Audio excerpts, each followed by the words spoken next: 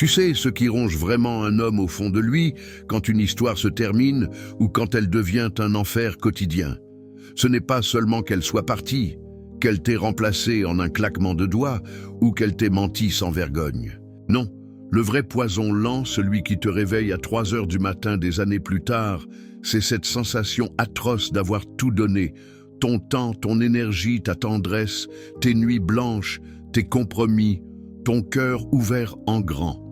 Et de t'être retrouvé au final avec l'impression d'avoir été un pantin, un outil qu'on utilise tant qu'il est pratique, puis qu'on jette quand il devient encombrant. Tu te repasses le film en boucle.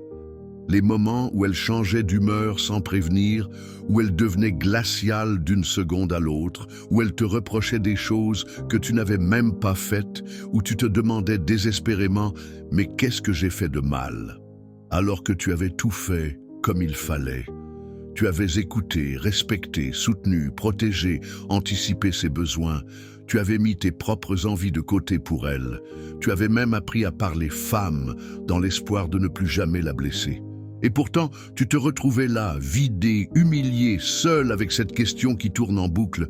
Pourquoi ça n'a jamais suffi? La réponse est brutale, mais libératrice.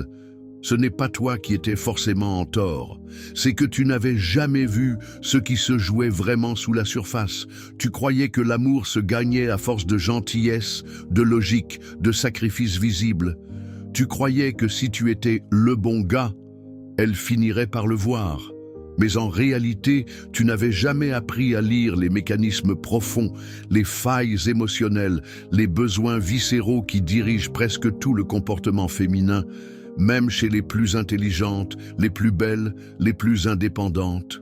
Ces failles ne sont pas des défauts à mépriser ou à réparer. Elles font partie de ce qu'est une femme au plus profond d'elle-même. Et tant que tu ne les vois pas, tant que tu réagis à la surface, colère, justification, fuite ou surcompensation, ces failles te contrôlent sans que tu t'en rendes même compte. À partir du moment où tu les vois clairement, où tu les acceptes sans vouloir les changer, où tu apprends à y répondre avec calme et solidité plutôt qu'avec peur ou frustration, tout change. Tu arrêtes de souffrir bêtement. Tu arrêtes de mendier l'amour. Tu arrêtes de courir après des explications qui n'arriveront jamais. Et tu deviens enfin l'homme calme, ancré, magnétique, qui impose naturellement le respect et la paix autour de lui. La première chose que presque aucun homme ne comprend vraiment, c'est que la femme a un besoin vital de se sentir connectée par les mots et que ce besoin se transforme très vite en outil de contrôle déguisé quand elle se sent perdue ou menacée. Quand elle te lance « il faut qu'on parle » ou quand elle revient encore et encore sur le même sujet, tu traduis immédiatement « problème ». Tu te crispes, tu prépares ta défense, tu cherches à fuir ou à résoudre vite pour retrouver la paix. Mais ce n'est presque jamais ce qu'elle veut. Elle veut sentir que le lien émotionnel est toujours là, que tu es encore accessible, que tu ne t'es pas éloigné dans ta tête, même si tu es assis à côté d'elle. Les mots sont son langage d'amour principal, sa façon de vérifier que tu es toujours dans son camp. Si tu coupes court, si tu dis « je n'ai pas envie de parler maintenant », si tu te replies dans ton silence ou dans ton téléphone, elle entend « je me désintéresse de toi ». Et plus elle se sent ignorée, plus elle va insister, répéter, tourner autour du pot, poser des questions pièges jusqu'à ce que tu craques ou que tu exploses.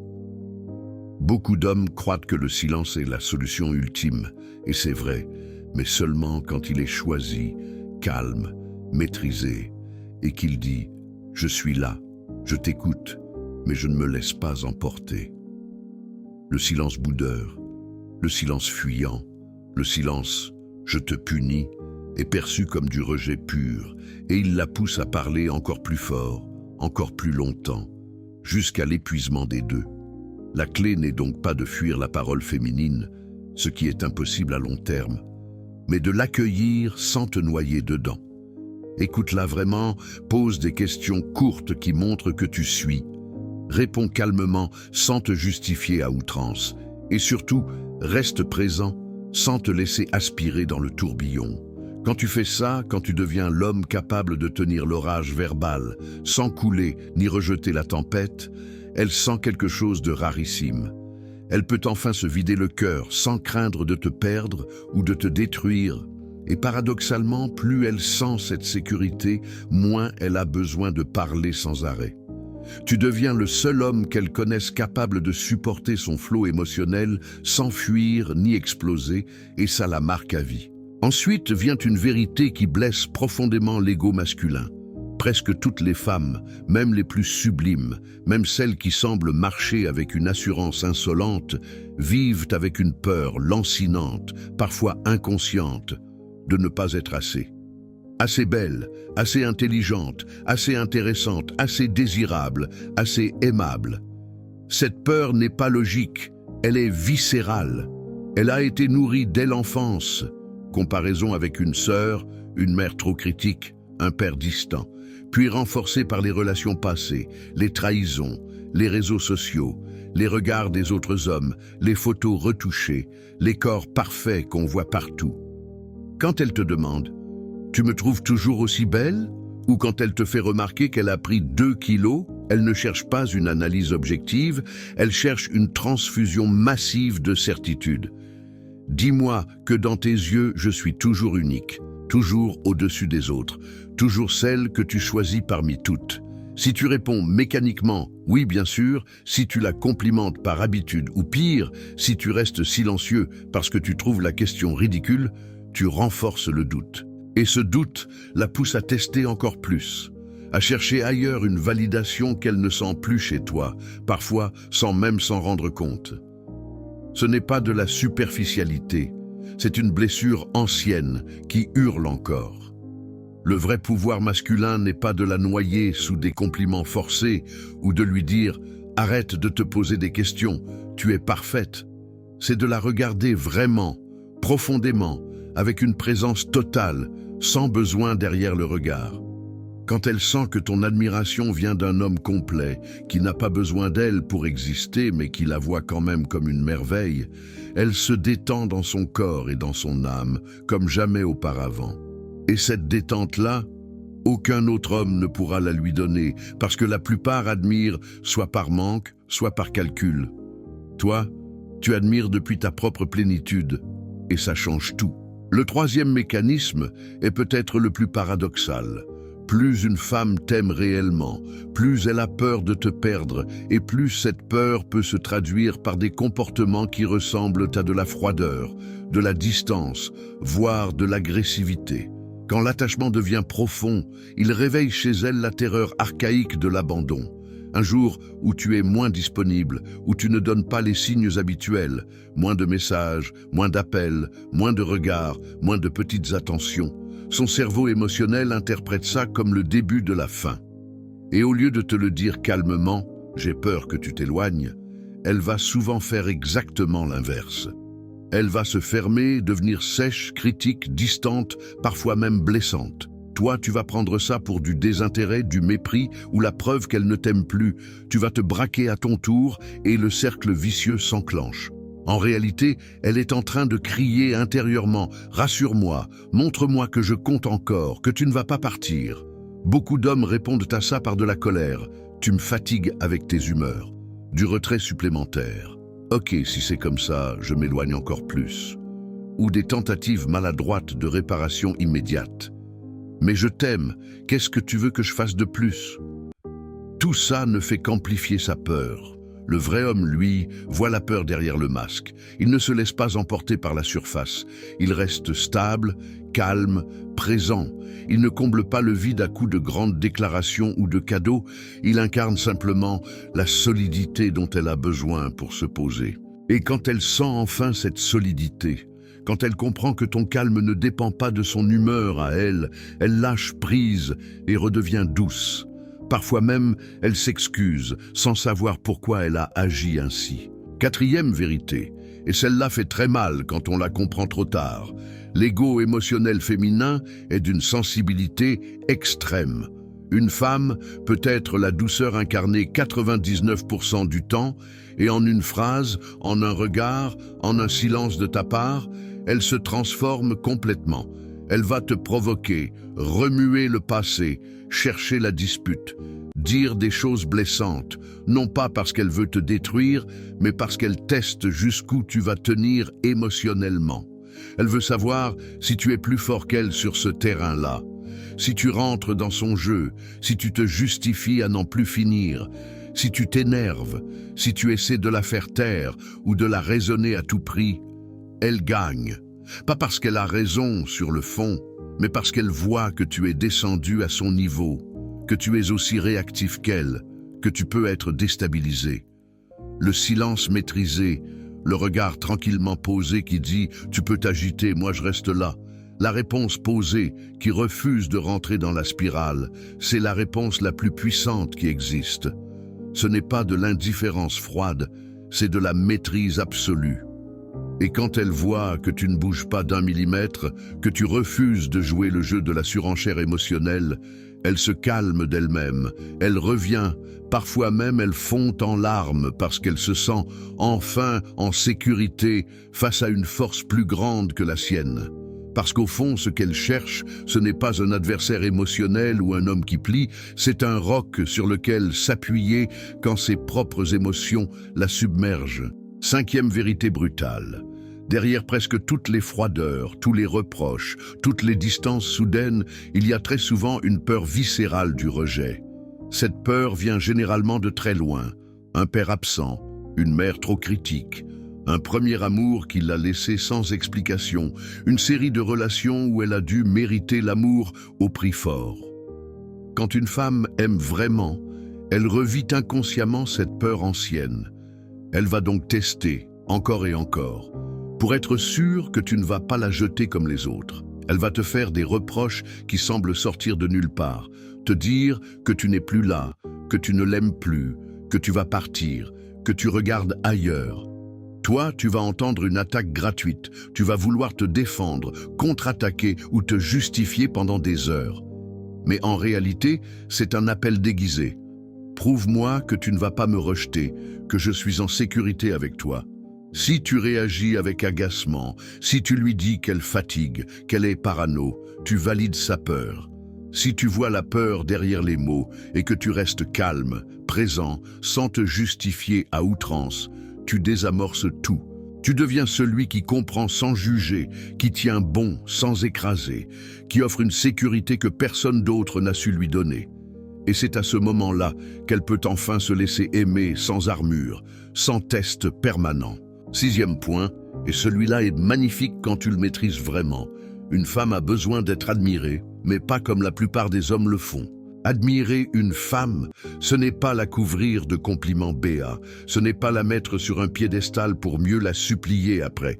Ce n'est pas non plus la flatter pour obtenir quelque chose. C'est la voir dans sa totalité, sa beauté, son intelligence, sa force, sa sensibilité, sa fragilité, et le lui renvoyer avec une énergie stable, calme, venue d'un homme qui est déjà complet en lui-même. Quand tu admires depuis cette place-là, elle le sent immédiatement dans chaque cellule de son corps. Elle sent que ton regard n'est pas conditionné à ce qu'elle te donne en retour. Et ce regard-là la nourrit profondément, bien plus que 1000 mots doux. À l'inverse, si tu admires depuis le manque, depuis le besoin, depuis la peur de la perdre, elle le sent aussi et ça la repousse ou la met mal à l'aise. Parce qu'une femme veut admirer l'homme qu'elle aime autant qu'elle veut être admirée par lui. Et si ton admiration sonne comme une demande déguisée, comme une façon de la retenir, elle perd tout pouvoir. Le vrai magnétisme naît quand tu la regardes avec une force tranquille qui dit « Je te vois, je te trouve belle, mais je n'ai pas besoin de toi pour être bien. » C'est là qu'elle fond, qu'elle s'ouvre, qu'elle devient douce et aimante comme jamais. 7e mécanisme, que presque aucun homme ne voit. Quand une femme ne se sent pas en sécurité émotionnelle, elle prend le contrôle. Elle décide toute seule, elle anticipe tout, elle dirige, elle pose des règles, elle te dit ce que tu dois faire ou ne pas faire. Ce n'est pas qu'elle veut ton rôle, c'est qu'elle ne sent pas que tu tiens fermement la barre. Plus elle contrôle, plus tu te retires ou tu t'énerves, plus tu te retires, plus elle contrôle. C'est un cercle infernal. que tu as probablement déjà vécu. La seule façon de le briser, c'est de devenir plus solide qu'elle, pas par la force brute ou la domination, mais par la constance, la clarté, la direction calme. Quand tu incarnes une direction claire, quand tu prends des décisions avec sérénité, quand tu restes stable même quand elle s'agite, elle lâche naturellement le volant. Elle n'a plus besoin de conduire parce qu'elle sent enfin que quelqu'un de sûr est aux commandes. Et c'est là que la relation devient paisible, fluide, harmonieuse. Huitième réalité, et celle-là est très courante aujourd'hui. Beaucoup de femmes qui crient haut et fort « je suis indépendante, je n'ai besoin de personne », ont en réalité une peur immense de dépendre émotionnellement. Elles ont été blessées, abandonnées, déçues, trompées. Alors elles se construisent une armure épaisse. Elles attirent, puis repoussent. Elles veulent de la proximité, mais pas trop. Elles testent sans cesse pour voir si tu vas insister ou partir. Si tu cours après elles quand elles reculent, tu valides leur peur. Si tu restes calme, présent sans t'accrocher, tu leur montres qu'aimer ne veut pas dire se perdre. Et petit à petit, l'armure tombe, la vraie femme apparaît, celle qui a terriblement besoin d'être aimée, mais qui n'osait plus y croire. Neuvième point, les émotions féminines sont comme des vagues, puissantes, rapides, imprévisibles. Elle peut passer du rire aux larmes en une seconde, non pas parce qu'elle est folle ou manipulatrice, mais parce qu'elle ressent tout à 200%. Et ces vagues sont souvent le reflet de ton propre calme ou de ton agitation intérieure. Si tu restes stable, tu deviens le contenant qui permet à l'orage de passer sans tout détruire. Si tu paniques avec elle, si tu montes dans les tours, l'orage devient tempête destructrice. Le vrai pouvoir est là, être l'homme qui contient l'énergie féminine, sans la juger, sans la fuir, sans essayer de la faire taire. Et enfin, la dixième et la plus importante de toutes les vérités. Une femme ne peut aimer durablement que l'homme qu'elle admire profondément. Elle peut rester avec quelqu'un qu'elle n'admire plus. Elle peut partager son quotidien, son lit, ses projets. Mais son cœur se fermera lentement, jour après jour. Ce qu'elle veut par-dessus tout, c'est pouvoir lever les yeux vers toi et se dire « Lui, il a quelque chose de grand. Il a une force, une direction, une constance qui me font me sentir fier d'être à ses côtés. » Pas un homme parfait, pas un homme riche ou beau forcément, mais un homme debout, qui avance, qui ne plie pas au premier coup de vent, qui ne se plaint pas, qui ne gémit pas, qui ne mendie pas l'amour. Quand tu incarnes cela, quand tu deviens cet homme-là pour toi-même avant tout, elle le sent dans chaque fibre de son être. Et là, plus besoin de courir, plus besoin de supplier, plus besoin de prouver quoi que ce soit. Tu es simplement là, solide, entier. Et elle vient d'elle-même, elle se bat pour toi, elle te respecte, elle t'aime vraiment. Parce que ce qu'une femme veut par-dessus tout, ce n'est pas un homme qui la comprend parfaitement, c'est impossible. C'est un homme qui reste debout au milieu de la tempête sans se laisser emporter. Sois cet homme-là, pas pour elle, pour toi d'abord, et tout le reste suivra naturellement.